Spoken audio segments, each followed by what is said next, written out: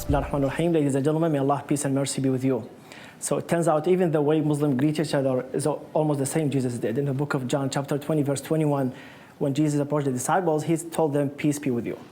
Today I'm going to start my talk with kind of unique kind of research. Maybe this is the first time you hear about this. Unfortunately, such kind of research has never been told in like school, colleges, or universities, or even never been taught in like a synagogue or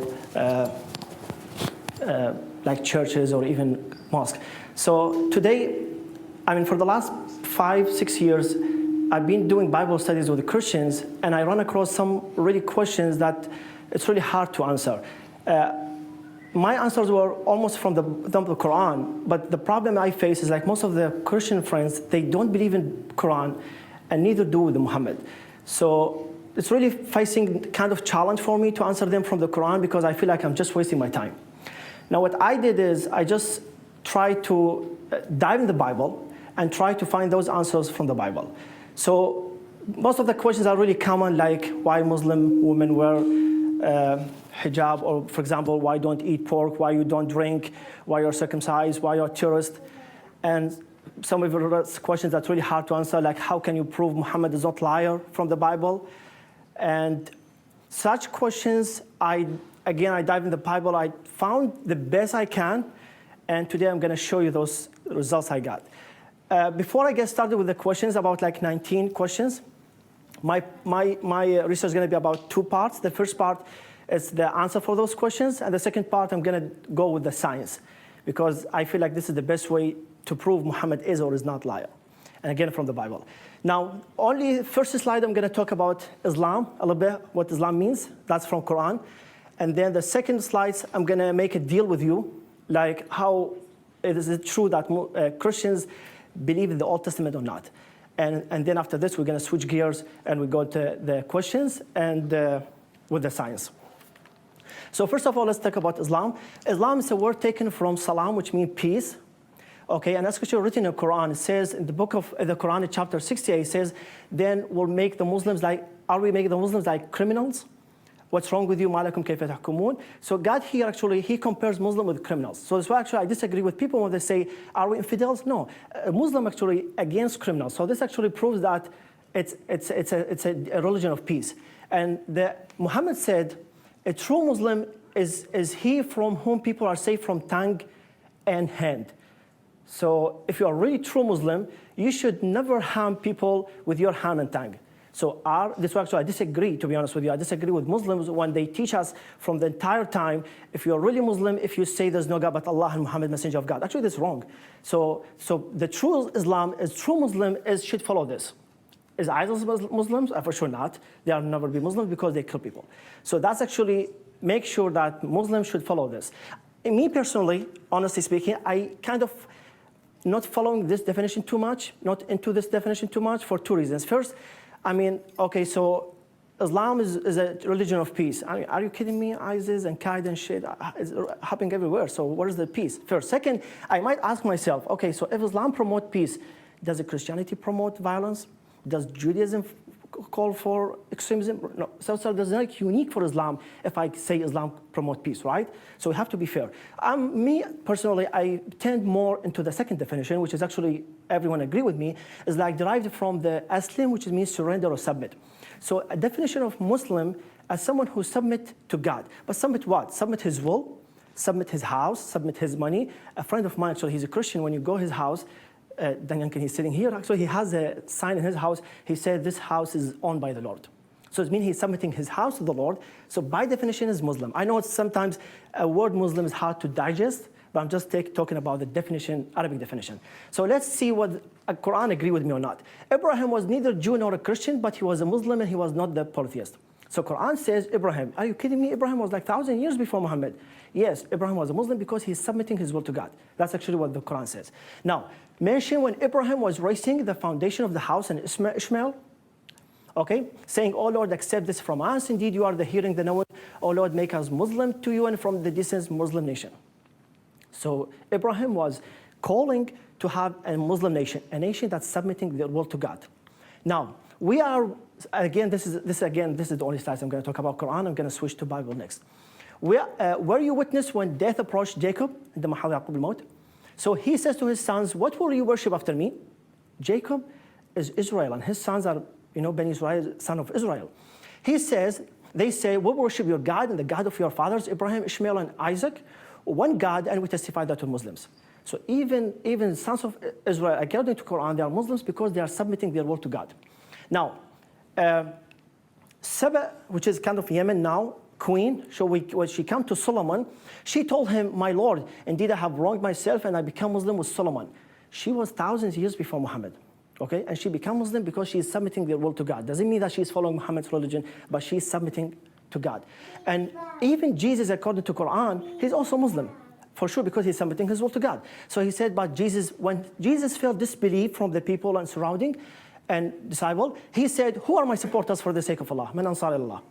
And the disciples said, we're supporters from Allah. We have believed in Allah. We testify that we're Muslims. Even according to Quran, even disciples, they are Muslims because they are submitting to God. Now, is that true? I mean, let's see what the Bible says. In the book of John, chapter 5, number 30, he said, I can do nothing on my own authority. As I hear, I judge, and my judgment is just because I seek not my own will, but the will of Muhammad who sent me. So Jesus said, I'm following the will of my God, the will of my God. According to this definition that I just said, Jesus is also Muslim. Again, I said it's really hard to digest this word nowadays, but it's just definition. Now, so now people might ask me, okay, so if this Islam, what's the Muhammad's message? Okay, so because this Islam has been a long time, so what's Muhammad's message? Actually, Muhammad, he didn't come with Islam. Kind of, this is a wrong idea, what people say. Islam is already there. It's one religion. I'll let you figure out by the end of the talk, it's one religion and one God. Muhammad's only message said, I was only sent to complete the good morals and ethics. That's the only job Muhammad did. He just tried to complete the good morals and ethics. And I'm going to link this with Jesus later. Now, the second deal I'm going to work with you is we Christians, we don't care about, I'm going to make a law, that's what he told me. So he said, we Christians, we don't care about that much about the Old Testament. Because actually, I'm going to lay the foundation now, because later I'm going to talk 50% of the Old Testament and 50% of the New Testament. So I have to make sure that you guys believe in both Old and New before I keep moving. Now, in the book of James, chapter 2, verse, by the way, before I forgot, you don't have to write down anything. Each one has a smaller notes. You can write down your emails, and by the end of the talk, I will grab them and I will make sure to have the slides, okay? Because it's a lot of talk. Yes, sir? Thank you. Can you just slow down a little bit? I'm having a hard time following. Slow down? Yes. Okay. Okay, sure. Yep. So, yeah, thanks for letting me know. So in the book of James, so I'm trying to tell you that why we have Old Testament and New Testament, and we have to believe in both of them. And the book of John said, if you really fulfill the royal law, which he means actually the commandments, according to the scripture, you should love your neighbors as yourself. You are doing well. So far, so good. But if you show partiality, some of them, you are committing sin and you are convicted by the law as lawbreaker. For whoever keeps the whole law but fails in just one point, he's just guilty of all of it. So that's actually clear that Old Testament is as important as the New Testament. In the book of Matthew, chapter 5, he said, don't think that I have come to abolish the law or the prophets. I have to come to abolish them, but to fulfill. Exactly as Muhammad says before, I'm not here to come in new religion. I'm just trying to complete the morals. Jesus said, I'm trying here to fulfill. I'm not abolish. As there is Old Testament, as there is the New Testament. Book of Matthew, chapter 5, 17. For truly I say to you, until heaven and earth pass away, not a smallest letter, nor a point, dot, will pass from the law until all is accomplished. All the same secret, Old Testament and New Testament. Now, again, Matthew says, then Jesus says to the crowds and his disciples, the scribes and Pharisees, sit on Moses' seat. So do and observe whatever they tell you, but not the works they do, for they preach, but they don't practice. Follow their teaching, but don't follow their practices. They didn't do well, so you should do well. AKA, follow the Old Testament. After I make this deal with you, I'm going to switch gears to the questions, and then I will go to the science after this. So first, who is Allah, and why Muslims insist on using this word? So first of all, if you go to Wikipedia, he would tell you just definition of Allah. He's great and blah, blah, blah, and unique, and he has guided scripture, signs, and prophets. And the last one is Muhammad. That's what Wikipedia says. The best definition of Allah is mentioned in chapter 112 of the Quran. There are only 4 verses. Tell you exactly what God is. He says, God is Allah who is one, and He is the eternal refuge, Samad. He is neither begotten nor begotten, nor is there in Him to equivalent. So there are 4 verses in this chapter only defines the best way of Allah. So why Muslims insist of using Allah rather than God? God is Allah and Allah is God, right? Why do they insist of using Allah? First of all, if I use God, God could be anyone. God could be Jesus for a Christian, could be idol for Hindus, maybe for cows, okay? But when I say Allah, people know that Allah is a Lord or God for Muslims, right? And also Allah is God, but God could not be Allah. So the arrow could not go back. Second, when I say God, I can say gods. But when I say Allah, I cannot say Allah is single, it cannot be plural. What?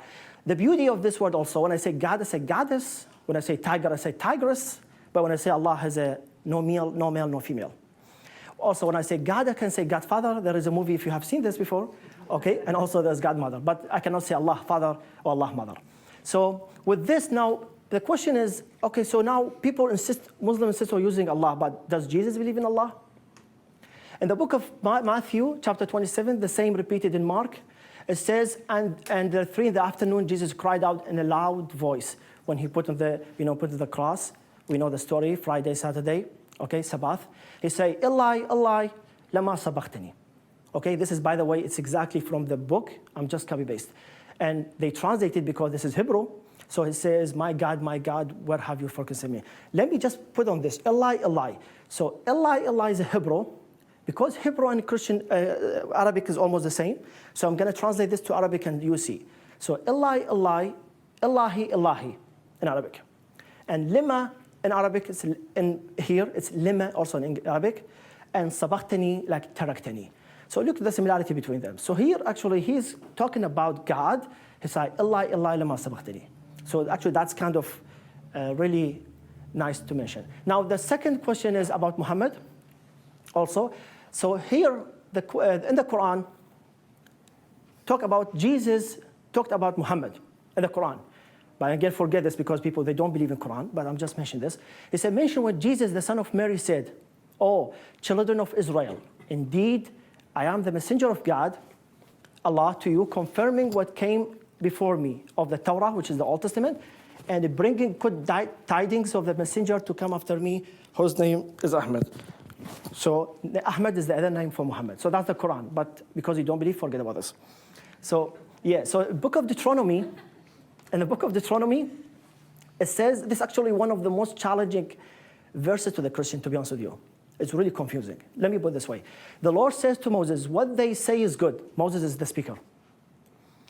What they say is good, I will raise up for them a prophet like you from among their fellow Israelites, and I will put my words in his mouth. He will tell them everything I command him. I myself will call to account anyone who does not listen to my words that the prophet speaks in my name. Now, this is really confusing. Why? Because the Christian now, if they say Moses talking about the prophet after him, if he's talking about Jesus, Jesus is a prophet. So if he's talking about Muhammad, they have to believe in Muhammad. So this is really confusing verse in the Bible. Now, in the Quran says, okay, now people tell me what the difference between Muhammad and Jesus. So Muhammad says, actually God says in the Quran says, we have not sent you, talking to Muhammad, but a mercy to the entire humanity. So actually Muhammad's message is from the time he was there till the hereafter. But Jesus, what he says in the book of Matthew, Jesus says, he answered, I was not sent only to the lost sheep of the house of Israel. So if you see the difference, like humanity versus only time frame. Okay, so Jesus was only sent, and by the way, so he's talking, I'm only sent to those guys. Another message is God says in the book of Matthew, he says, these 12, he's talking about the disciples, Jesus sent out, instructing them, go nowhere among the Gentiles. Gentiles, if you don't know, I mean, we Muslims, Hindu, so anyone not Jewish at that time, they're Gentiles. And enter no town, but go rather to the lost sheep of the house of Israel. So even Jesus asking the disciples to go only for those people. Now, but that's kind of weird because when I read the missionaries, they have always teach us this. Are you kidding me? Because Jesus was sent to the entire humanity. Jesus said that in the book of Mark. He said, go into the whole world and proclaim the gospel to the whole creation. Whoever believes and is baptized will be saved. But whoever does not believe will be condemned. And these signs will accompany those who believe. So before I keep going, there are 2 conditions and 5 signs. 2 verses 5. The 2 conditions, if you are baptized and you believe, if you baptize and believe, 5 signs should apply to you. First sign, in my name they will cast out demons, they speak in new tongues, they will pick up snakes in their hands, and if they drink any deadly poison, they don't die, and they will lay their hands on the sick, they will recover. So if you are really, really Christian, and if you're really following this, and you are baptized, and you believe in Jesus, those 5 signs should apply to you. I know it's kind of risky to have poison, but okay. Now let me go to the second 5. Do Muslims believe in Jesus? What's Jesus in the Quran? What's Jesus in Islam? So among Quran, to be honest with you, is the only major world religion that believe in Jesus. Neither Jewish nor Hindu nor Christian faith that recognize the person of Jesus. And also Quran, he was mentioned in the Quran in 90 verses and 15 chapters, there's a chapter called Mary. If you know that there's a chapter in the Quran called Mary. So, and FYI, Jesus was mentioned 25 times, while Muhammad only mentioned 4. So 25 verses 4 in the Quran. He was called witness, messenger, righteous apostle, God's word, God's spirit, Messiah, and Son of God. Okay, so sign of God, according to Muslim, not Son of God. That's the difference. Again, so in Islam, incorporates that Jesus was born to a virgin, was sinless, performed miracles, and was superior to the other prophets. Jesus was considered one of the 5 mightiest prophets in Islam: Noah, Abraham, Moses, Jesus, and Muhammad. Quran says, and remember, her, she's talking about Mary, who guarded her chastity. We breathed into her our spirit, and we made her and her son a sign for the peoples. Ayat al-Alameen. Now, also the Quran says, the angel said, "Oh Mary, God sends you the good news of command of His. His name shall be Messiah, Jesus, son of Mary. He will be highly honored in this world and the next world, and will be among those favored by God. He will speak to the people alike when in the cradle, and when grown up, and he will be among the righteous."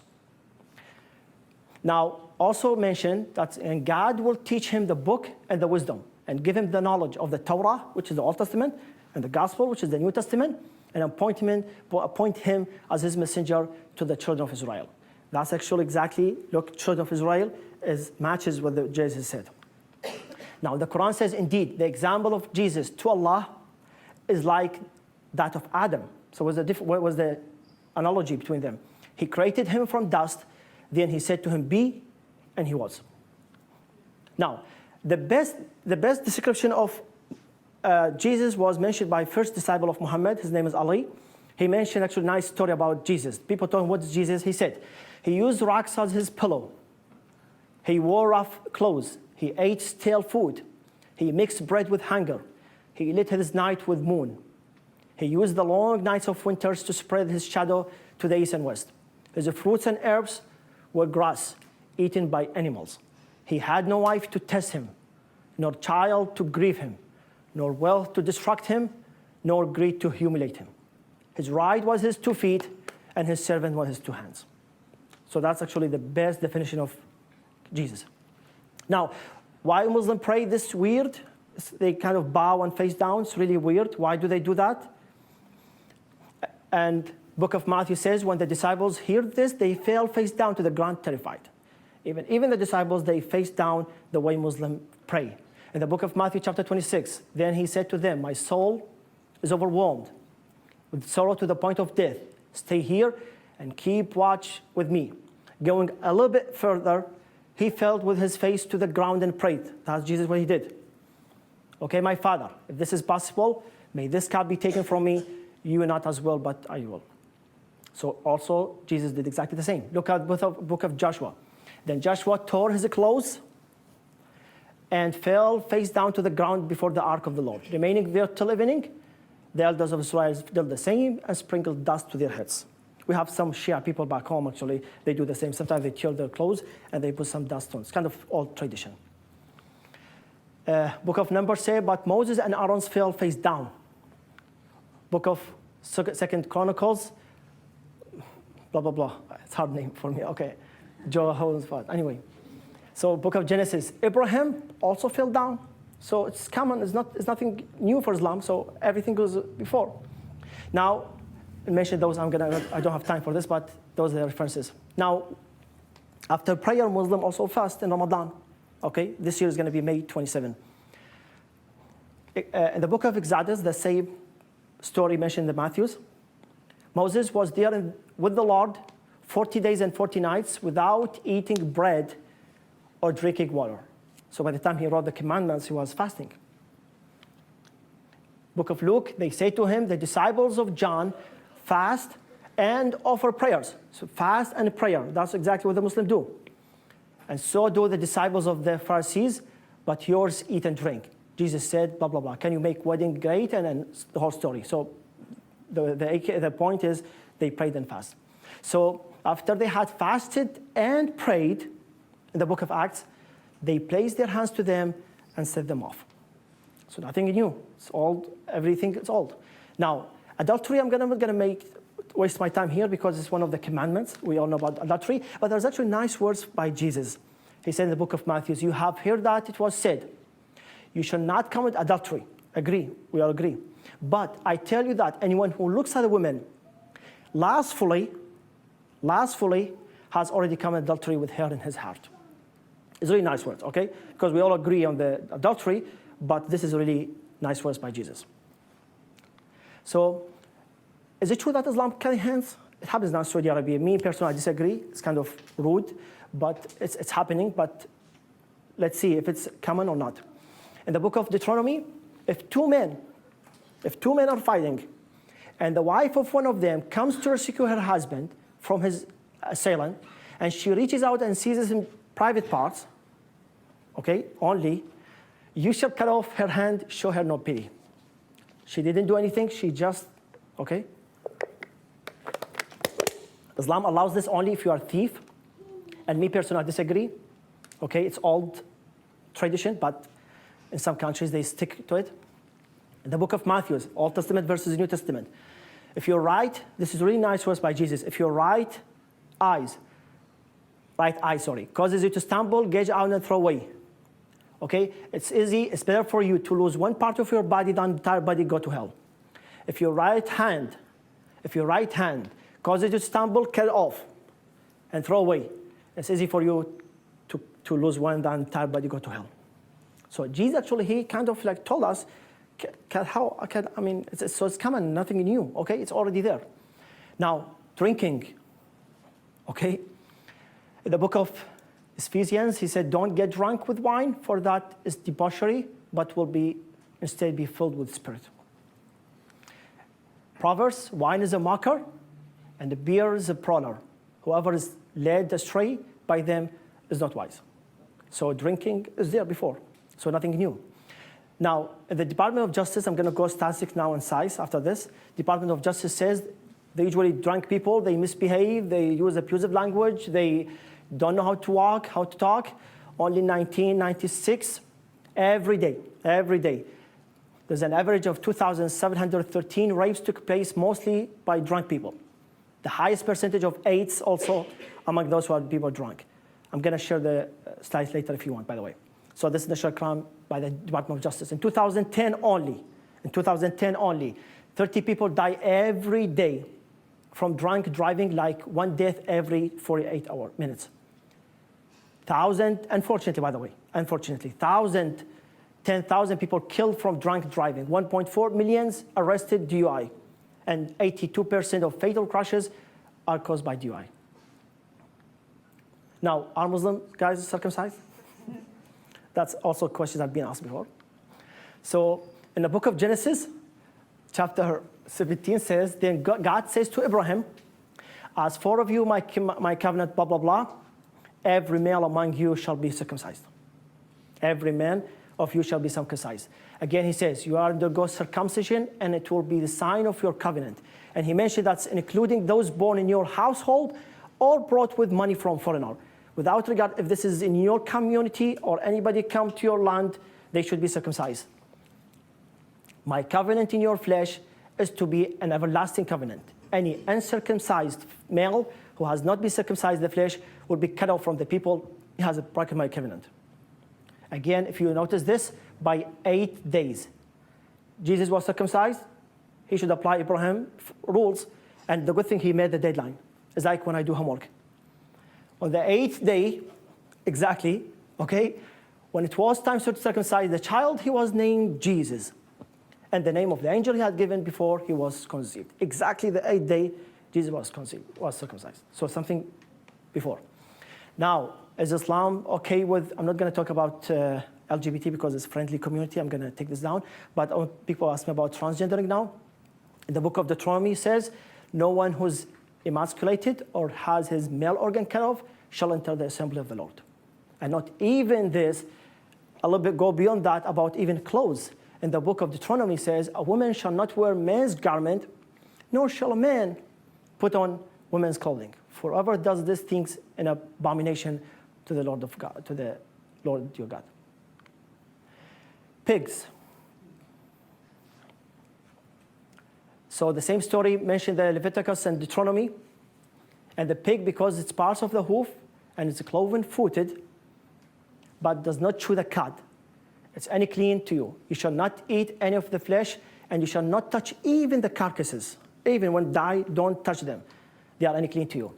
In the book of Isaiah, who sit in graves and spend night in secret places, who eat pig's flesh and broth of unclean meat, is neither the vessels, blah, blah, blah.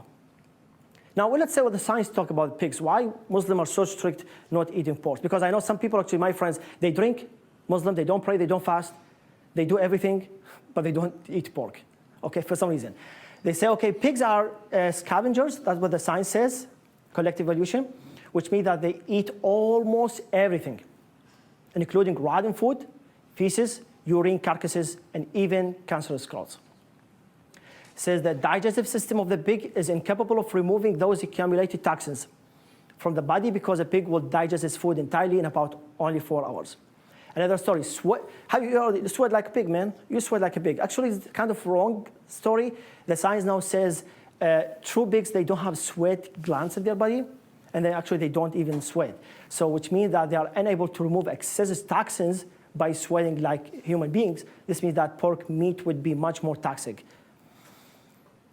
Now, there's another statistic says in 69 of new pork samples, they had some research on 200 porks. They found 69 of them, almost 70%. They have this, I don't know what's called, intoleranced something. This is bacteria can cause fever, gastrointestinal illnesses, diarrhea, vomiting, and cramps. Okay? Again, this is another statistics. Now, does Quran call for terrorism? Are you guys terrorists? You guys kill everybody, ISIS, Qaeda, Bin Laden, jihad, extremism, right? So let's see. First of all, we have to make sure that in Islam, it's really clear that anybody can practice any religion. Forget about ISIS for now, okay? Anybody, you don't have to practice any religion. God says there shall be no compulsion acceptance of religion. You don't have to accept religion. People, you can be atheist, okay? The right course has become clear from the wrong. It's your choice.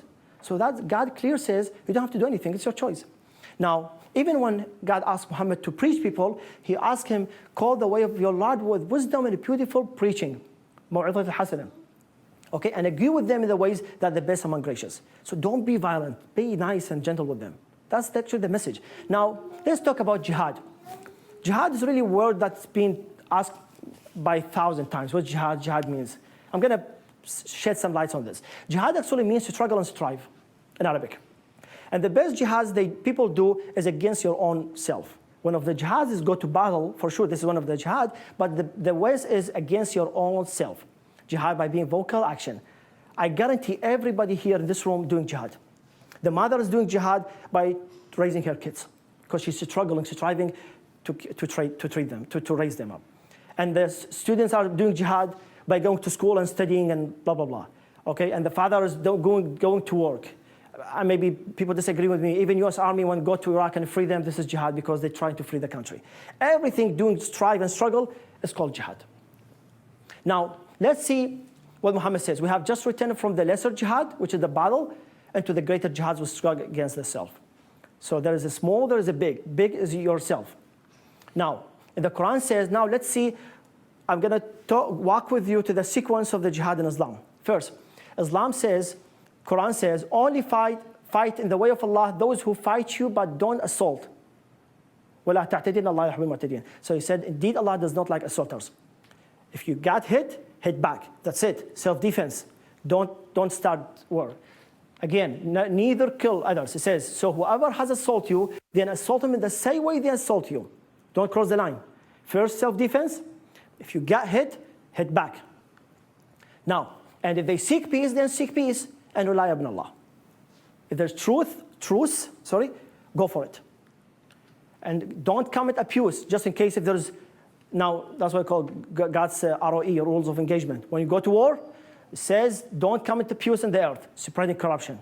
تحت في الأرض مفسدين. So he said, keep in mind, don't cross the line, okay? There's some rules. Now, also said, we decree that when the children, this is the most beautiful, in my opinion, the most beautiful verse in the Quran. And unfortunately, nobody applies it. It says, we decree that with the children of Israel, whoever kills a soul is like killing the whole humanity.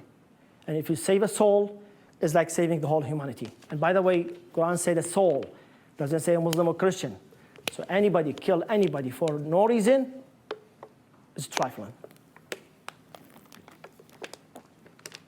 Now, I'm not going to talk about Muhammad's rules of engagement. He also say, don't kill, don't practice, don't rob, don't kill monks. Don't. I'm going to share with this later, okay? So, was Islam separated by sword? A lot of people ask me. I disagree with some Muslims, actually, because, okay, let me put it this way. I'll be honest with you. So, in Islam, we have Shia and Sunni people. So, Sunni people, they always say no. Islam was not separated by sword. And they justify why. The Shia people say, yes, this is history you cannot deny. And they give you reasons why they justify it. Me personally, after I did research, I disagree with both of them. Islam was yes and no. So it was separated by sword sometimes, and was not sometimes. So yes and no. We have to be neutral. So those are Muslim countries. Okay, Indonesia is the highest one, is the biggest Islamic country.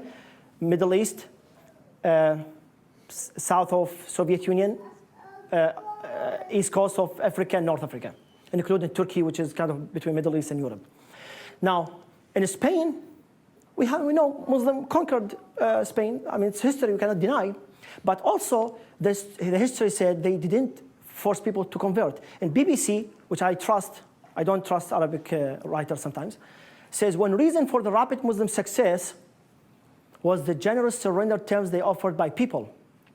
Okay, which contrasted with the harsh condition imposed by previous. So Muslims actually gave some good offers, so that's why people accept Islam at that time.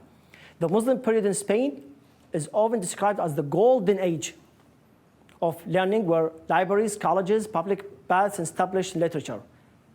So what actually was really good time at that time. I know they conquered, but so it says non-Muslims in Spain, non-Muslim, they were not forced to live in ghettos. They were not slaves. They were not prevented from following their faith. They were not forced to convert to Islam. They are not. Even the Jewish and Christian were able to contribute to society. So that's Spain. Now let's go to India. India, we know Muslims conquered India, or not conquered, maybe I don't know how to say this, but ruled India for 1,000 years. And now 80% of populations are non-Muslims. If you're really using sword, all of them should be Muslims.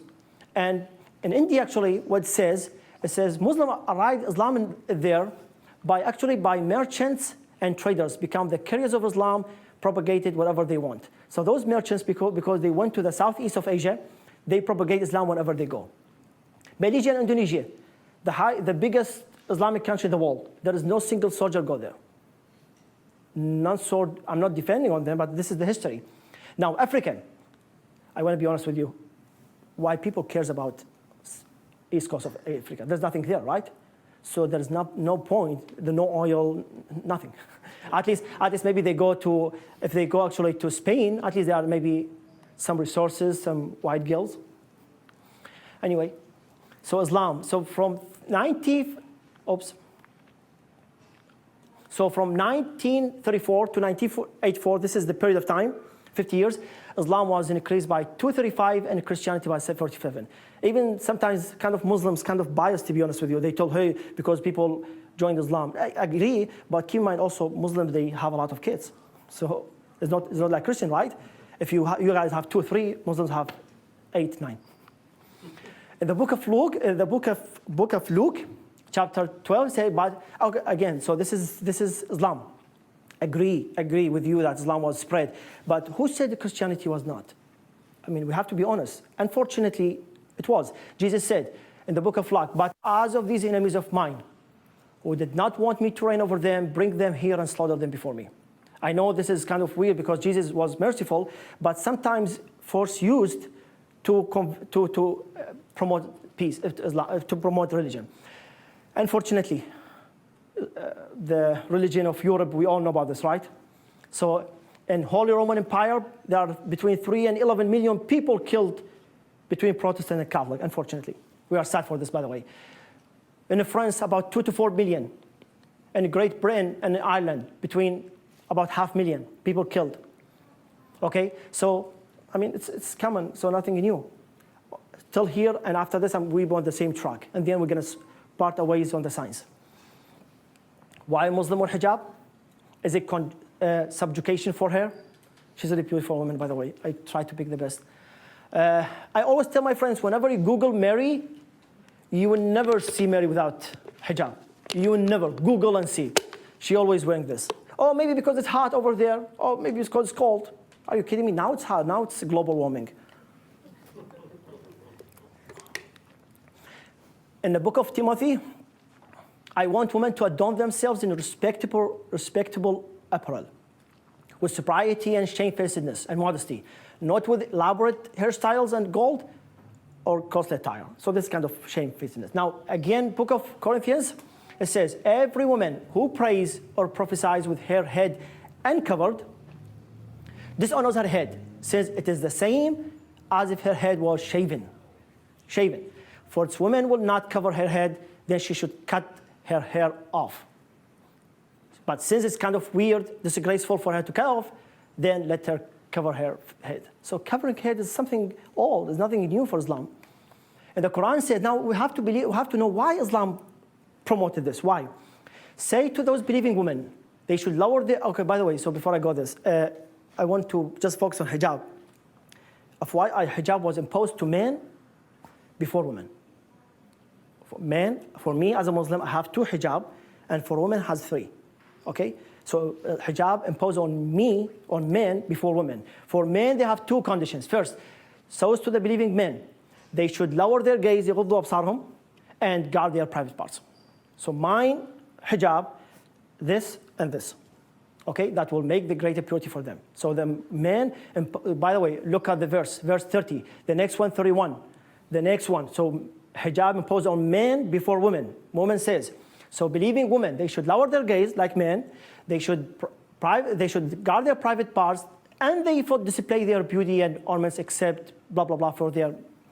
More details mentioned here. Oh, Prophet, he's talking about Muhammad.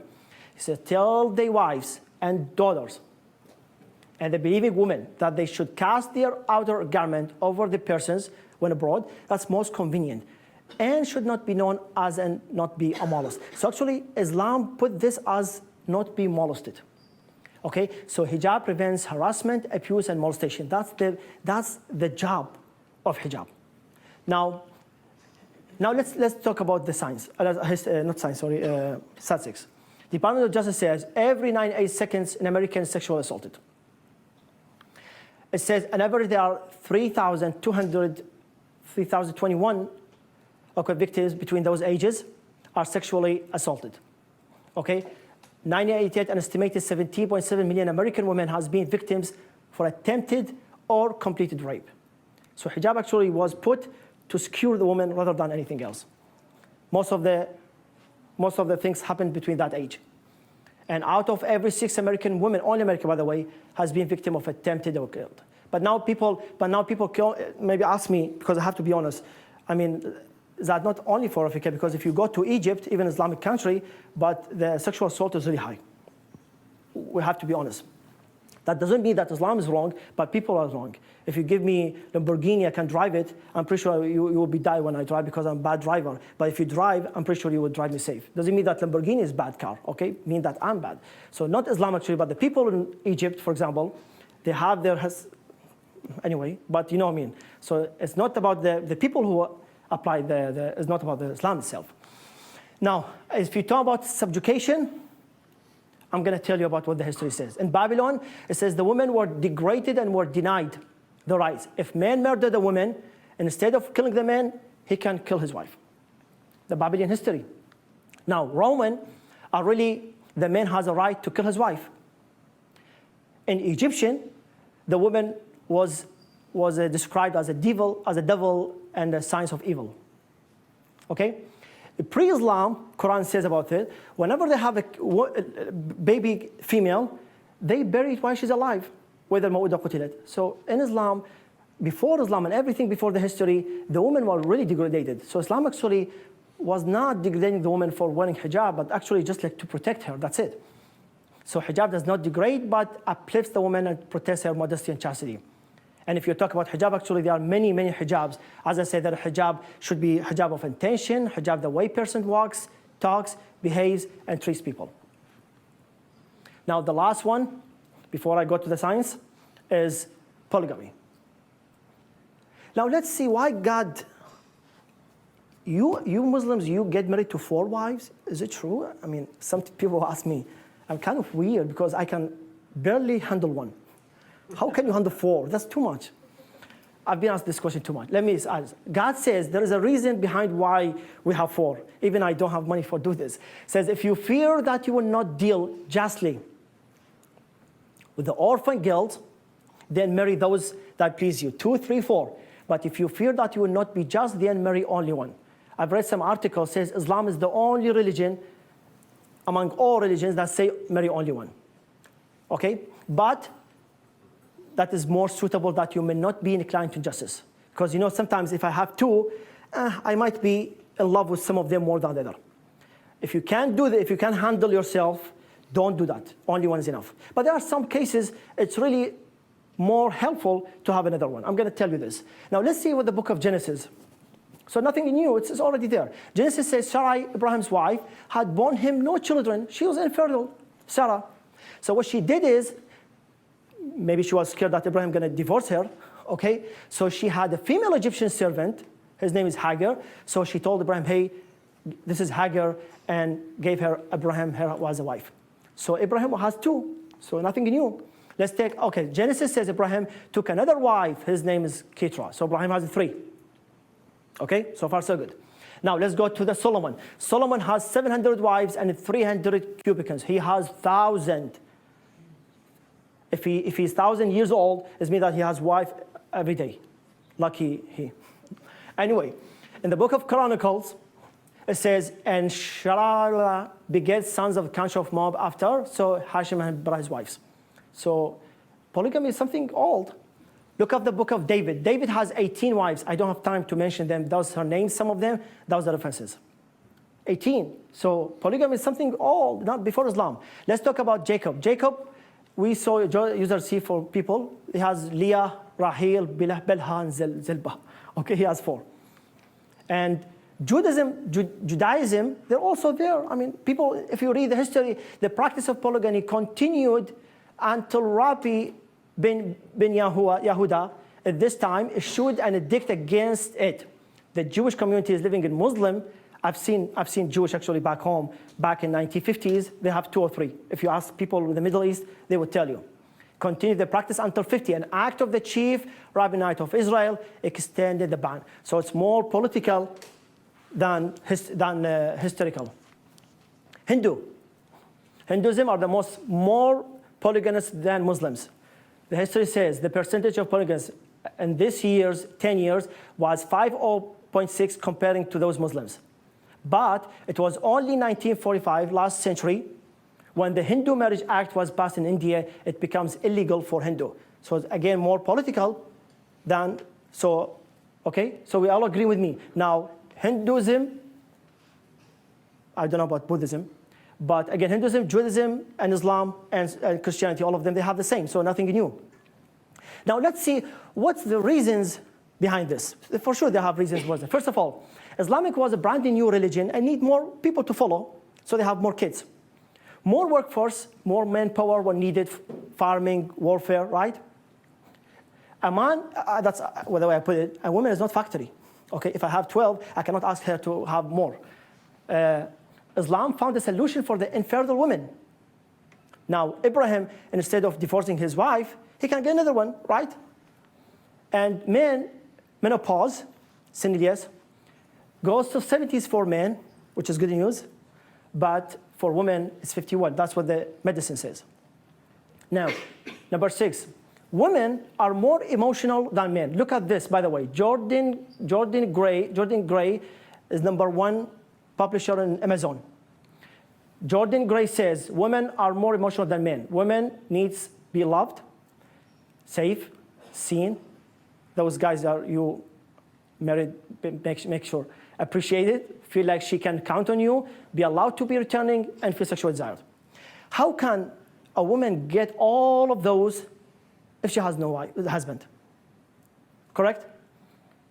Now, how about students abroad, like me, 2-3 years back over here? How about troops being deployed? How about people travel a lot, businessmen and others? How can you find this?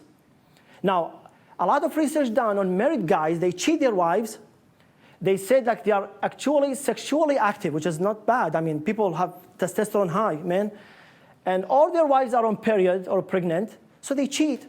Instead of cheating, let them get another wife. So what? Okay, female population has always outnumbered the males historically. There is a story actually here, I'm not gonna go it. They went back to this time, and they say by this time, in the Mesopotamian Iraq, they said that at that time, by genes, those historians, they allied there are 15 men and 26 women at that time. Now people say, okay, are you kidding me? Now, population says there are 107 boys for each 100 worldwide. Agree. But there's a cheating behind this. There's something. Consider gendercide in China and India, especially India. I've talked with Indian guys. India was very, very famous in gendercide. When they know it's female, pop, go to hell. Okay? They only need male. So if this is without gendercide or self-selected abortion, believe me, this number will be around maybe 150. I'm maybe exaggerating, but a little bit less. Let's say boys, why this is big number? Boys are biologically weaker and more susceptible to diseases than permanent death. I talked to some doctors in the UISC. They agree with me. Actually, they have some statistics about this. Adult males tend to have higher death than females. Okay? Why? Because they have some attacks, cancers, strokes, pesticides, environment. I mean, you agree with me because men are more into, more environment than female, so they die more. And also, they have more alcoholism, drug addiction, accidents, homicide, prison inmates, and warfare. You know what? So in USA, only 2006, they said there are 6 times more men, okay, likely to be victim of science, and 2.535 times for women. It means that more men will be killed, more women still alive. That's good news for you, ladies. 2002-3, when I was back home, at that time, the Operation Iraqi Freedom, U.S. Army made statistics. How many females killed? How many males? It says that among those, there are 94 only females. So the percentage is 97% are males, and only 2.4 females killed. More men killed, less women. 1.7% of the 39 of the U.S. population are identified as gay. I'm not homophobic, but I'm telling you that about 50 million guys are gays, so it means that 50 women will be left unmarried. Agree? So there are more gays, it means more unmarried women. Now, the average lifespan of female is more than that of male. women usually older. And at any given time, one can find there are more widows than widowers. Let's go to this is statistics. It says only this country, Saudi Arabia, okay, they have more men than women. If you see Russia, they have less male. US, blah, blah, blah. So all the world, except for those Islamic countries, for some reason, we have, more male. But for most of the world, actually, more female. Let's do statistics. In US, we have 7.8 million more female than male. It's mean 7.8 million females without husbands. Plus maybe 50 because of gay, so that's going to be around 50. Who cares about those women? 58, so, right? So those will be ended without any husband. In UK, there's 4 million. In, I forgot, maybe Germany, 5 million. And in Russia, there's 9 million. There's 9 million more females than males. Now, that's the questions I've been asked so far. So far, we almost on the same page, same track, right? Everything, the 17 questions I've been asked, I got you the question from the statistics and the Quran, the Bible. Now the last question is, how can you prove Muhammad is not a liar? And again, from the Bible, because I don't believe in Quran. The good news is, I found it's really hard to answer this question. How can you prove Muhammad is not a liar? How can I prove it, man? It's really hard. How can I prove it? And as you guys believe in spirit of truth, I also have my own spirit of truth. I was like, okay, God, help me on this. It's a really hard question. How can I believe it? And now I believe that the only way to prove this is to compare the science in the both religions. Now, if Muhammad is really a liar, because one of my friends actually, he's really honest with me. Because to be honest with you, whenever I go Bible studies, I tell people, hey, feel free to criticize Islam. What's your misconception? I'm not here to defend. I'm not to criticize. It's not my job. I'm an engineer. But tell me what's wrong with your belief so I can try to connect the dots. He believes, one of them actually, he did major in history, Islamic law, Arabic, so he knows more about culture. He said, I think Muhammad's a liar, but he's smart. I was like, how's that possible? He said because Muhammad, what he did, he found that people are really ignorant, stupid at that time. He take the Bible, change it, rock and roll, we got a new book, and we rain on them. And he did a good job. He did a good job. Now he has 1.7 billion followers, and Islamic is increasing for some reason. So he did a good job, but I don't believe in him, and I don't believe in his book. So I was okay, that's fine. Let me tell about the science. I would talk about the science in the book, Bible. I'm going to talk about the science about the book in the Quran. And if he's really a liar, he should copy-paste. Okay? But if he's not, if there's something wrong in the Bible, he should correct it. Or at least delete it, if he doesn't like it. Okay? Or he maybe come up with something new. But the good thing is, you guys don't believe in Quran. I believe in Bible. I have to. That's my religion. I have to believe in Jesus. But we all agree on Einstein. We all agree on Steve Jobs, right? We all agree on the scientists. There's no dispute on this. So now I'm going to talk about the science. I'm going to switch gears. Maybe 30 minutes more will be done. The topics will be really interesting now. It's everything on science. Now, first one is universe, because the Genesis talk about universe. I would like to start from Genesis again. Big Bang, okay? We all know about Big Bang. Let's see what the Big Bang says about the books. So in the Quran says, have those who disbelieved not considered that the heavens and the earth were a joined entity. And we separated them apart and made from water every living thing. Big Bang is mentioned here. Then will they believe? Now, let's see what the science says about Big Bang. The science says about 13.7 billion years ago, all the universe was concentrated into a single tiny point, and then made the stars and galaxies. The universe becomes hot, blah, blah, blah, and atoms for structure. It's called singularity. So it used to be, by the way, it used to be theory of Big Bang. Now it's a fact. We all agree. No, it's a fact of Big Bang. You all agree on it. It's not? No. So, but Islam actually agree with this. Big Bang is it's a theory. That's all I mean, people, but now try to make it as a fact. Actually, I read some research on it, It says fact, it says theory, it says hypothesis, but people try make it fact now. No? Again, let's take it as a theory. Let's agree on the theory, okay? Because this is really challenging. Again, let's make it as a theory, but again, Quran says, agrees with the theory. So far, so good. I mean, let's agree theory, okay? I read some of this on the fact, and now people saying it's a fact, but again, let's assume it's a theory. So now let's talk about the sun. The sun says the Quran, and the sun runs, of course, for a period, وَالشَّمْسُ تَجْرِي مُسْتَقَرًا لَهَا, determined for it. That is the termination of the exalted and mighty. So here says the sun runs for a period determined for it. The sun is moving. And it says, لَلشَّمْسُ يَنْبَغِي لَهَا أَن تُدْرِكَ الْقَمَرَ وَاللَّيْلَ سَابِقَ النَّهَارِ. It's not allowed for the sun to catch up the moon, nor does the night outstrip the day.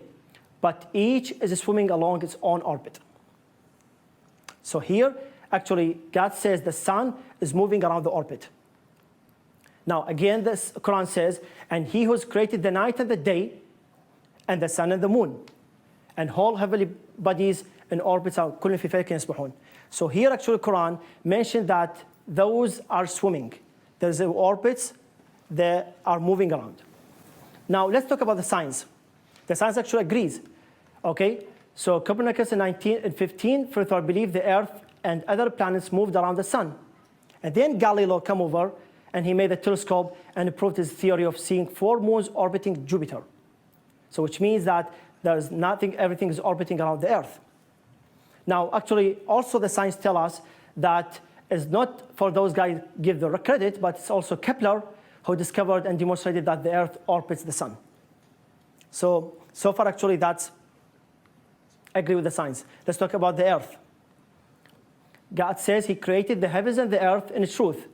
He wraps the night over the day, and he wraps the day over the night.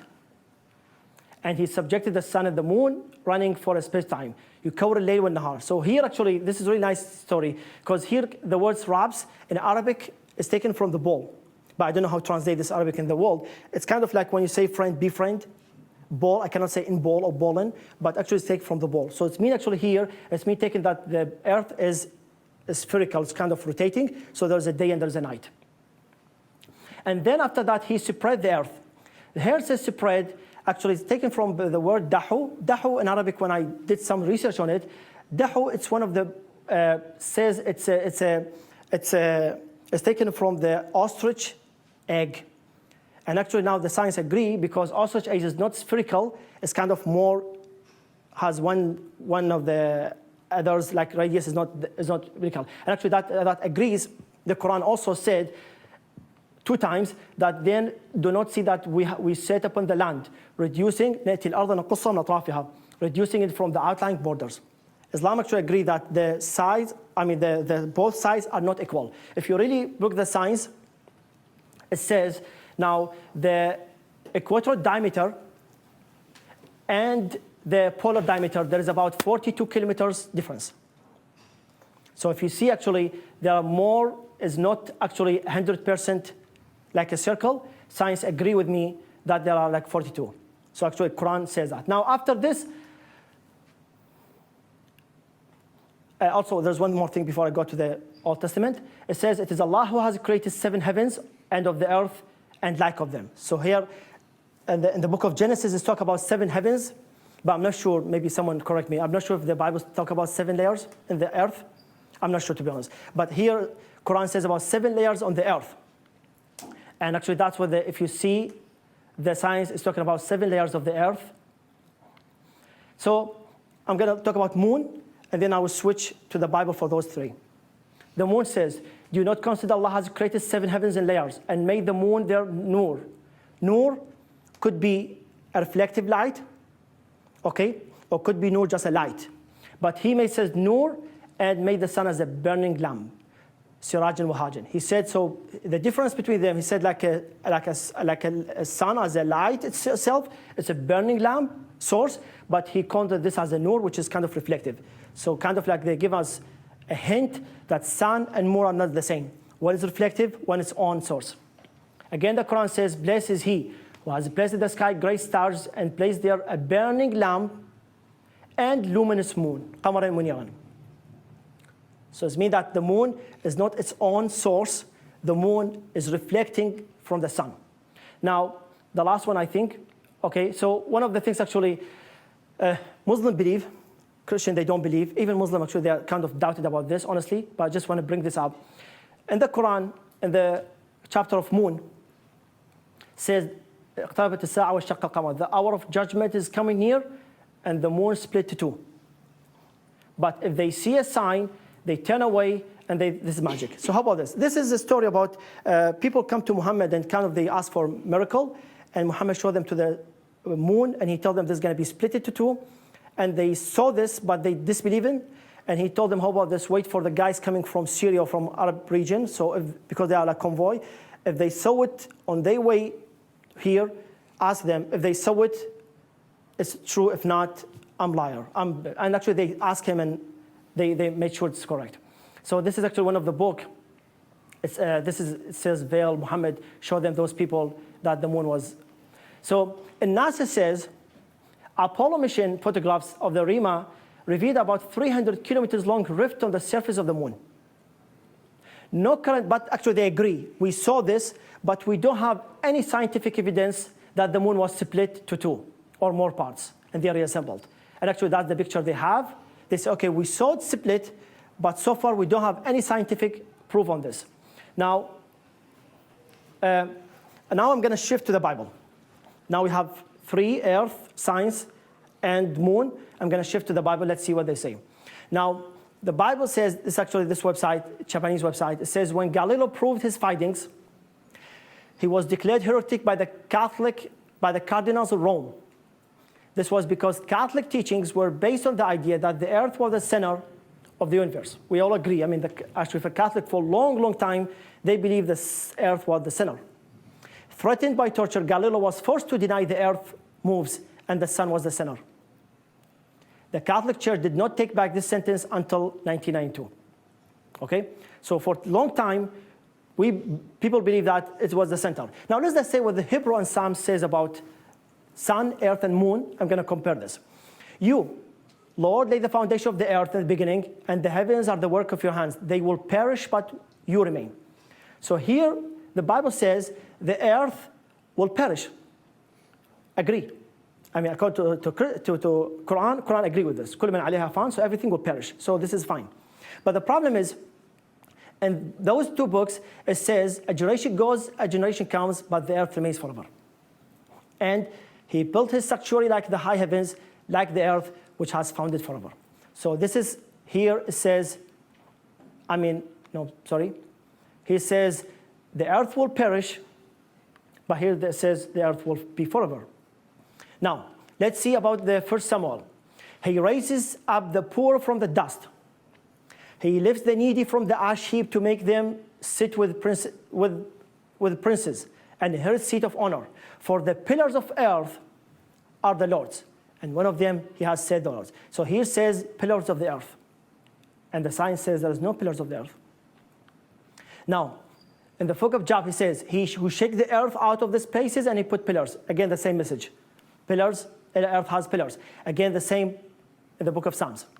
Now, in the book of Matthew and Luke, this is the New Testament, it says, the devil took him to every high mountain. Be careful with this. Every high mountain, and showed him the kingdom of the world and the entire glory. So if I am in the mountain, if I want to see the entire thing, it has to be flat, because I cannot see over here if it's rotating, right? So the earth should be flat in order to this be satisfied. But I have to be honest with you, flat, but also the Bible says it's circle. In the book of Isaiah said, it is he who sits above the circle of the earth, and it happens like a grasshoppers. But again, that's actually not contradiction, because this is the circles. I'm an engineer. This is the circle. It's also flat, but the spherical is not. Okay? So the Bible says it's flat and it's circle, and the Lord reigns, the Rab, the majesty, the Lord is Rab, blah, blah, blah. Yet the world is established, shall never be moved. Shall never be moved. So it means that the earth should never be moved. Earth is motionless. Again, the message says in the book of Chronicles, the world established and shall never be moved. This Chronicles, this is Psalms. Now, now before us this, now if you see the difference, earth is moving, earth is spherical, here earth is motionless, and earth is flat. So two contradictions between Islam and Christianity and the Bible. Now let's see.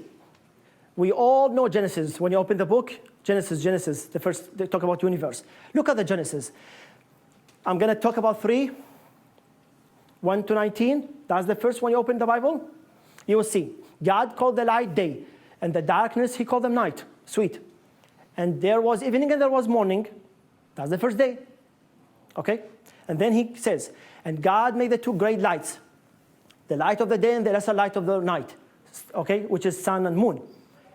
And the stars, and there was evening and there was morning, the 4th day. I'm going to ask a question.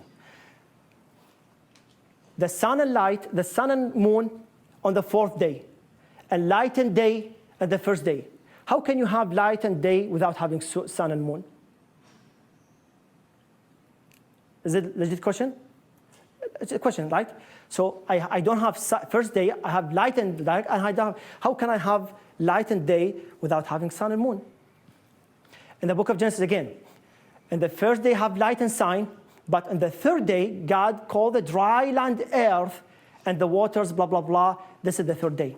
Again, the first day I have light and have earth on the 3rd day. How can I have a light and day without having earth? Because the earth should be moving so I can have day and light. Now, Genesis, and God said, let the earth sprout vegetations, plants, seeds, fruit. This is the 3rd day. And the 4th day, he created the lights and moon. But my question is, how can the vegetation survive without having sun? Because they are considering sun, right? This is scientific. So how can I have... 1 day is pretty easy. What's that? 1 day is pretty easy. It's very easy, but for mathematicians, it's not. I agree with you. 1 day, I can take the plant and take it home. I've been asked this question. 1 day is not easy, but actually this should be other way. Exactly when I say one time like night and day and night, it's like when I say moon and, if you see the next one, the first one, 3rd and 1st is again 2 days. I agree with you with the plants if you take it home for 1 day. I've been asked this question. 2 days too. 2 days, 3 days, 4 days, maybe even 5 days. They can survive. Even they can survive without water. But scientific point of view is not legit. They disagree with this. So, okay, have one difference. They should, if it's opposite, actually, I agree with you. Have sign and light and then have vegetation. I agree 1 day, I've been asked this question. There is not difference. But actually, for the point of view, it does. Again, like with those 2. You agree with me on those 2? Light and first one? It's scientific. God is light, and so there would have been light whether there was sun yet or not. How can you have, sorry, say it again? God is light. Okay. So there was light whether the sun was there yet or not. You're talking about which one? Just tell me. You're talking in general? Pardon? You're talking in general or in specific one? Either way. Either way. Okay, so let's take it step by step. Okay, let's talk about this. Let's talk about this. So here we have day and we have night, first day. But here we have, which one is talking about? And God made it. Okay, so let's talk about this one. We have the earth. How can you have earth and the 3rd day and you have night shift? This is a scientific question. How can you have night and day without having earth? And God is sources of light. God is God and we're not. Yeah, but how can you have day and night? So it's mean God giving half of them. How can you have, so we now, science says, the earth is moving, we have night, half of them across the sun, half of them not to the sun. So how can you have it? God is God. Agree, God's God, we all agree. The first one doesn't say that there's sunlight, it just says there's light. There's light, but this is, no, so it said great, no, it says the greater, God called light day and the darkness he called night. So there's light and there is night and there's light. So that's actually, he called, there was evening and there was morning. So this is coming from the sun or light, right? It doesn't say it is. How it comes, It just says there's day, that there's light and dark. So what does the science say about day and light now? Science wasn't there at creation.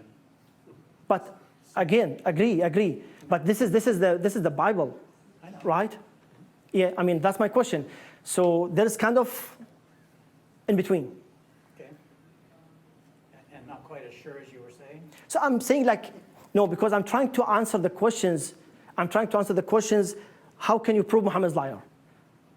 And so far, all the scientific I'm going to mention now is how can you prove him that he's not liar? So in my point of view, there is kind of contradiction between this and this, scientifically, because I'm talking about science now. Yep. Just move on? Yeah. Okay. If that's what you're trying to prove, just keep moving. Yep, just keep moving. Because actually let me have just like maybe 15 minutes. Let's talk to the sky. I'm going to answer maybe this question one by one. It's fine. Let's talk about the sky. Because I have like about maybe 15 minutes, I will end up this. God says we have made the sky, heaven. Again, the sky could be heaven, could be firmament. A well-guarded canopy. I'm going to maybe go like a little bit faster here. It says the atmosphere is an ocean of gas surrounding the world. This is what science says. Gases nearly 1,000 thick and harder than stone. So now it says actually, the good thing with this verse is if you go back, it says we have made the sky a well-guarded canopy. Now, God actually says, now try put the science, what does he mean by this? It says, okay, so first of all, we agree that the atmosphere around the earth, it protects from the millions of meteors falling every day. And now if you see this, actually that's what happens every day. People now saw the moon, that meteors hit the moon, but they don't hit the earth because of this guarded canopy that God says. Also, this is one of the moons of the Saturn. It's like a kind of mashed potato. Second, science also agree that they protects the earth from harmful rays of the sun. The ozone layer absorbs the ultraviolet. And actually, that's what the science says now. And also protects the earth from freezing cold of the space. And, Van Allen belts, which is all know about the magnetic field. So actually, God says in small, free, short terms that there's a well-guarded canopy around the earth. Now, let's say what the book of Jobs actually word this nicely. Okay, it says about, for he draws up the drops of water, distills them in rain, skies pour down and drop them on. This is a kind of water cycle. He's talking about this really nicely. Vapor, go back, rain, go back. And also in the book of Amos, mentioned again. It's really nice worded in the Bible. But in Quran, actually, it mentioned the same stories about more than 20 times. But there is one verse actually is really nice. It says, God, he swears with the firmament, with the capacity of returns. I mean, other than those, there is one thing it says about the capacity of returns. That the heaven has capacity of return. So what it says is like, okay, so if you see, the science agree because we have some layers that return water, some of them return the radiation, the electromagnetic waves, and some more. What's that? Can you explain what capacity of return is? Capacity, okay, so Quran says, well, in Arabic it says, وَالسَّمَاء ذَاتُ الرَّجْعِ. So this is a translation, but actually what it says is the سَمَاء ذَاتُ الرَّجْعِ, the sky has the capability of return. But if you see the verses before, all those verses, it talk about returning water, you know what I mean? It's like almost the same of the Bible.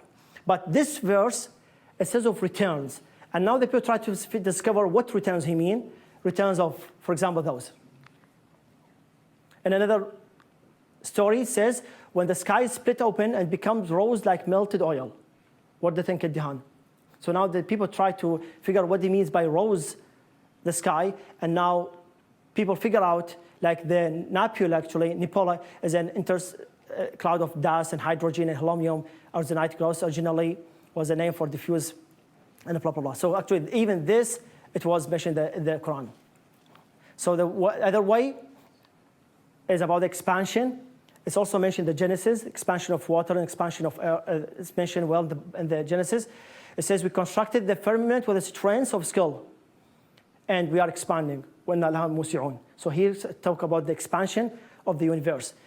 The science agree, Friedman, the Russian mathematician, if you heard about this in 1902, to introduce the idea of expanding the universe that contain moving matter. Belgium actually would later independently reach the same conclusion. So the earth of expansion, the expansion of the universe actually it's well-known scientific thing. In the Quran, he said he created the heaven without pillars that you see. He created the heaven without pillars, and we agree. Now heaven has no pillars. But if you read the Bible, now there's disagreement between both. The Job says the pillars of heaven tremble. And again, So that's one of the differences, actually. And then I will go to the clouds, try to just move a little bit faster so I can finish up. In the clouds, he says, he has sent the winds of glide before mercy. He has heavy laden rain clouds. And also the Quran, same message cloud. So that's actually, I'm more into this because the science tells us it used to be believed that the clouds are fluffy and light. This is for a long time. It's been thought like this. Look at Professor Todd Lane in the School of Earth Science. He says, although most of the clouds look light and fluffy, they are in fact highly turbulent with very strong air currents. With them, a lot of water. Peggy Limon, she's a researcher at the National Center. What she said in her blog, she says total water content of the cloud is about 500 million grams of water. It's about 1.1 million pounds. That could weigh about as much as 100 elephants. Okay? So each cloud has 100 elephants. And if you are Democrat and you are feeling partisan, she said, okay, so that could be substitute 2,500 donkeys or 33 dinosaurs. So it means that each cloud has 33 dinosaurs. And actually now it's proven now that it's not fluffy and light. It's really heavy. Food.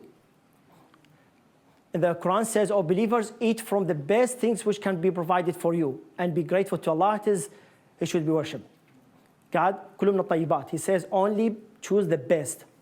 Also mentioned again, he says, who causes gardens to grow, trellis and untrellis, palm trees, cause different kind of food, olives, pomegranates, zaytun, rumman, similar, not similar. Eat of each fruit's fruit would seal them and give zakah, which is almsgiving. So God here actually asks us to pick the best of the food. Don't jump to any food. Look how the book of Genesis says, and God says, behold, I have given you every plant yielding that is on the face of the earth, and every tree with the seed of food. They shall have them for food. Now it says every plant and every tree. So, oceans. God says he released the two seas meeting side by side. Between them is a barrier.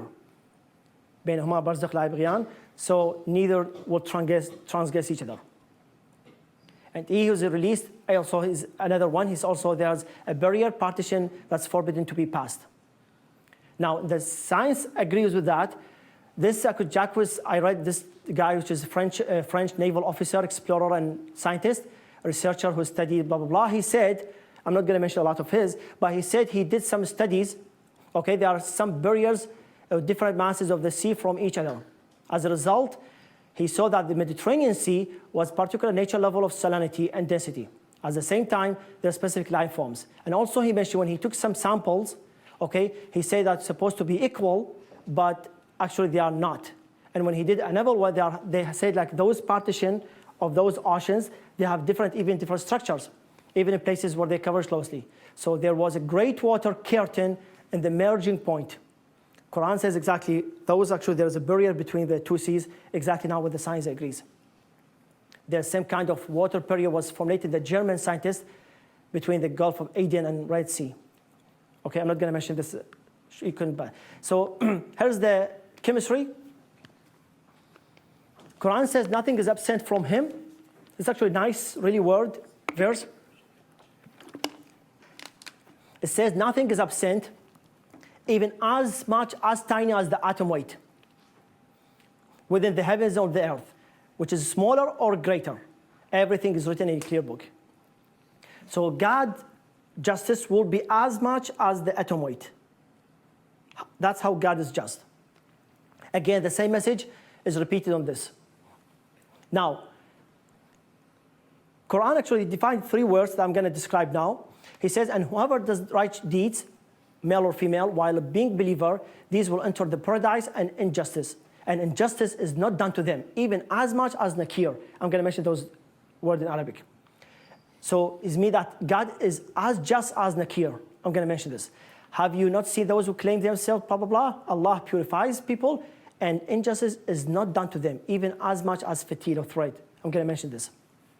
That is Allah, your Lord, to him belongs, blah, blah, blah, and for him do not poses as much katmir. So those are actually 3 words, katmir and fear. I'm going to mention this. I'm pretty sure you guys know the palm tree is really famous in Middle East or hot countries like California, for example, they have it. So they have like this small dot, they call it katmir, and this is thread, and this is called fatil. So these Arabic terms. But actually, people say, okay, so this is because in that time, they also imagine those. They don't know about the chemistry about. So, but God talk about atom and something even less. So here, actually, what they say is, we have the atom here, and every time the atomic nucleus, they have a neutron and a proton, okay? And each one has this guy, which is called quark. And the good thing, quark is nakir. Nakir is Arabic, is like when they knock, and they believe, now they figure out that those quark, they motion inside the proton and nucleon. It's kind of like knocking. It's not like the way they move. And each one has a thread. So the long story short, here the message is God will not be injustice as much as this thread. So he will be as just as he can. Ion. We all believe that ion from here. But for some reason, people did research. Why God said we send down ion? In the Quran, he would never say we have ion from here. And then al-hadid. We always say we send down ion. Here's a great force and benefits to the people. Now, the science told us that the abundance in rocky planets like Earth is due to abundant production of fusion in the high-mass stars, where it is the last element to be produced with the release of energy before the mass supernova, which scatters in the ion to space. So there is supernova, and those scatters, and they move around the space, and they fall down. Now, why is that? He says certain temperature needed for the ion formation. And those temperature neither exist in the Earth, nor even in the sun. Even the sun has like 15 million degree core temperature, but they need more. Actually, it's not enough for the ion. It needs about 100 million. So here, 15, it needs 100 degree. Supernova, which exceed the stars, it can no longer accommodate that and explodes. And when it explodes, the ion will be scattered and go to the Earth and other things. Let's talk about the mountains. I have two more and I'll be done. So mountains, the Quran says, we have set on the earth mountains standing firm, lest you should shift with them, and we made their passes as they guided. Also, he says, we have made the earth resting place. So here the science says, this talking about the mountains' property of preventing shocks on the earth. And the science says that this fact has been exposed as a result of the discoveries of modern geology. They says actually, even like, for example, Mount of Everest, which is the highest mountain, he says it has 9 kilometers, but actually it has now discovered, but it has about 125 kilometers down on the earth. So that's actually made them stand fast. Now look at the Quran. He says, for another verse about the mountains, he says, you see the mountains thinking them rigid? Do you think they are stable? But while they would drift as the drifting of the clouds. Actually, that confuses scientists a lot, even Muslims, why God says this. This is the work of Allah. And now people go back to the science and talk to the Alfred Wegener when he says, this German geologist, he prepared the continental drift theory in 15, when he simply said, this actually, again, hypothesis, is proposed that parts of the earth crust slowly drift atop of liquid core. Okay, and then again, he's talking about continental drift. I'm gonna skip this. Now let's talk about zoology. Okay, for the bees, God talked about two things actually. One of the bees and one of the spider. For the bees, it says, okay, so God says the Lord inspired the bee female. Okay, build yourself houses among the mountains, among the trees, and when they construct. So now actually the Quran also, they eat from the fruit and follow the ways of your God. There emerges from the bellies a drink, varying colors, in which there is a healing for people. Now, actually, the science told us that there is a drone, which is male, and there is a worker bee that is a female. And the drone, which is a male, is just a product of, unlike the female, drone does not have stingers and don't gather nectar and pollen. A drone's primary role is to mate with the fertile.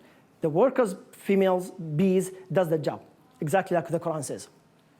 For the spider, it says, the example of those who take allies other than Allah is like female spider, who builds herself home, and indeed the flimsiest of the homes is the home of spider, أوهن البيوت. So now it says why God mentioned the female spider net is very flimsy. And let's talk about this. Most of the creature about the science, it says, this actually a nice website says, most of the creatures, they build their houses to protect themselves from cold, water, enemies, and blah, blah, blah. Spider is the only animal that builds the house to eat. It's like kind of ambush. Maybe not the only one, but is one of the creatures that have ambushing. So spiders are among the minorities of the living creature in which females are stronger than male. If you see, the female is always bigger and larger. حيلا شوف التبريد حارة. Female spider also eat their males after copulating with it. In the book of, I'm not going to mention this, I'm going to maybe skip because I don't have time. I'm talking last one, which is medicine. I'm going to finish up in 5 minutes. So there's two stories about medicine, and then I will end up this. He says, he creates in the wombs of your mother, creation after creation, within there the 3 veils of darkness. ظلمات ثلاث. That is Allah, the Lord, belongs everything. Now, actually, the medicine agrees that actually they have like 3 layers inside the womb, and section of women have 30 weeks. So, and also sometimes they say because it might means the 3 darkness, 3 stages, because we have germinal, we have embryonic, we have fetal, from the time of conception till about a few weeks, and from weeks to the time of getting birth.